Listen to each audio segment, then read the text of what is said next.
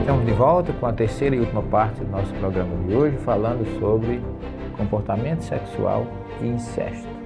Eu queria, antes de dar continuidade, lembrar você nossas obras que estão à disposição nas principais livrarias espíritas, e no Norte e Nordeste você pode pedir a www.ideiaeditora.com.br, analisando as traduções bíblicas, o Sermão do Monte, já em 5ª edição, o Bereshit, os 1534 versículos do Gênesis traduzido e comentado, o Evangelho Cristianismo Primitivo, de prefácio do arcebispo da Paraíba, Dom Aldo de Cílio Pagotto, uma obra que está recebendo. Eu tenho recebido muitos elogios, e modéstia parte, ficou um trabalho histórico, muito bem pesquisado, você encontra muitas informações úteis. Aliás, eu queria mandar um abraço aqui fraternal para o meu querido irmão Alberto Almeida, do Pará, que me falou que tem consultado muito essa obra e tem gostado muito. Obrigado, Alberto, pelo seu feedback, que é importante para que a gente mantenha a mesma linha e a mesma busca pela verdade. Eu tenho muito carinho por Alberto, a gente sempre se encontra nas tarefas espirituais pelo Brasil afora, e nós estivemos juntos agora no Carnaval, quando ele me falou, e eu fiquei não orgulhoso, mas fiquei estimulado a continuar o meu trabalho, não só pelo meu querido e amigo Alberto, mas como outras pessoas com quem a gente tem se encontrado e discutido e trocado muitas ideias a respeito dessa obra.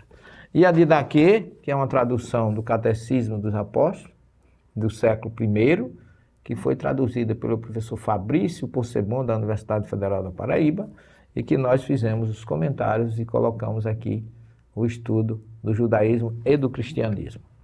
Mas nós vamos dar continuidade ao tema incesto na Bíblia, e eu queria citar o Êxodo 6, capítulo 20, falando de Aram, que era sobrinho de Joquebede.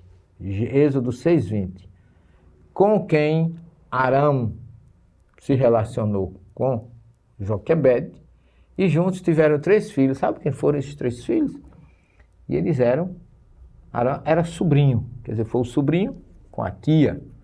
E juntos tiveram Moisés, Miriam e Arão, aqueles que juntos conduziram o povo hebreu pelo deserto, mostrando que naquela época, por isso que eu falei no início, a questão do incesto tem mudado através da cultura, e foi só no Levítico que a Bíblia despertou para a condenação do incesto. E como é que nossa querida doutrina espírita vê tudo isso? Vê sempre baseado na lei de causa e efeito, que é a lei que rege, que regulamenta a reencarnação. Temos muito respeito pelo sexo oposto, porque nós não vamos falar em outros programas, aprofundar muito isso, quando falarmos da questão da homossexualidade. São temas que estão no nosso programa, mas acontece que o relacionamento entre duas pessoas causa uma união energética muito forte. E eu podia dizer a você que a importância nesse sentido é muito grande, que a gente deve procurar bem, escolher bem, para depois você não mudar, porque há um efeito, uma consequência natural disso, e quanto mais você se relaciona com uma pessoa mudando, caindo na promiscuidade, como falava Chico Xavier, aquilo que é divino e sagrado se torna banal. E aí é que virão, com certeza, as consequências. Não sou eu que estou dizendo, estou baseado no que nos ensina a doutrina espírita, Emmanuel, Chico Xavier, André Luiz, dentro da chamada lei de causa e efeito. Daí a responsabilidade que nós devemos ter, porque todo sexo tem um preço. O sexo é um elemento importantíssimo, mas ele não deve ser a primeira coisa no relacionamento. Ele deve vir como consequência.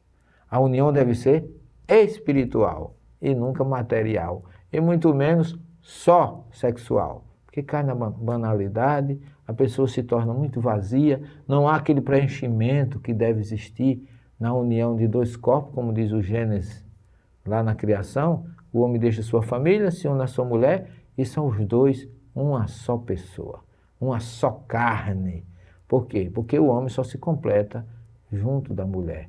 Quando há vamos dizer assim, os dois opostos polo se juntam e se completam. Essa é a verdadeira sacralidade da união sexual. E agora nós vamos, para concluir o nosso programa, abrir a Bíblia para você.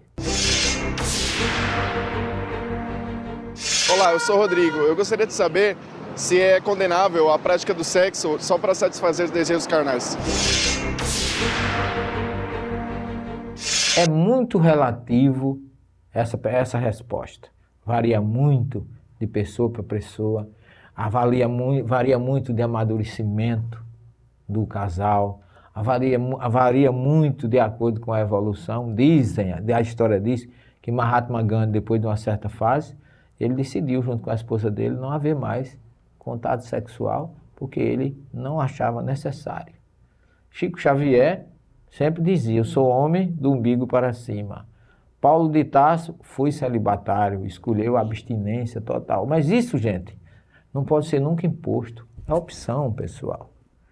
Porque, na verdade, de todas as espécies animais, falando, como o programa fala, de comportamento sexual, eu digo para vocês, a única espécie que mata para roubar, come sem ter fome e faz sexo por prazer é só o homem. E nós ainda dizemos que somos superiores. Então é preciso que reflitamos isso. Por que agimos desta forma? Falta ainda o quê? Um pouco mais de evolução, um pouco mais de responsabilidade e entender que o prazer sexual, pelo simples prazer, às vezes deixa vazio. Mas, segundo a própria colocação da igreja, que é celibatária para os padres, o casal que é fiel e vivem em comum união sexual, ele pode ser fidelidade de ambas as partes, eles não são celibatários, mas são castos. Essa é a diferença que a gente viu no programa anterior entre celibato e castidade. Daí que eu acho que a gente poderia relembrar aqui o que Emmanuel fala. Ninguém brinca impunemente com as sagradas energias do sexo. Que Jesus abençoe a vocês. Estas são as nossas considerações sobre a questão do comportamento sexual e o incesto. E isso é um tema que pode ser muito mais aprofundado e nós estamos trazendo como uma característica assim, de uma abrangência geral, sem da minha parte e nenhuma condenação, apenas avaliando, analisando à luz da história, da Bíblia e da nossa querida doutrina espírita. Que Jesus fique com vocês. Até o próximo programa e muita paz.